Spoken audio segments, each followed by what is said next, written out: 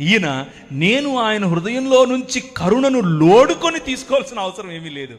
ఆయన కరుణామయుడు. చేతులెత్తి హల్లెలూయా చెప్పండి. మన ప్రభువు మన నగరాలను, మన ప్రభువు మన సంస్కృతిని, మన ప్రభువు ఈ మానవ సమాజాలను ప్రేమిస్తున్నాడు. అయితే ఎలా చూసి ప్రేమించాలనుకుంటున్నాడంటే, కనీసం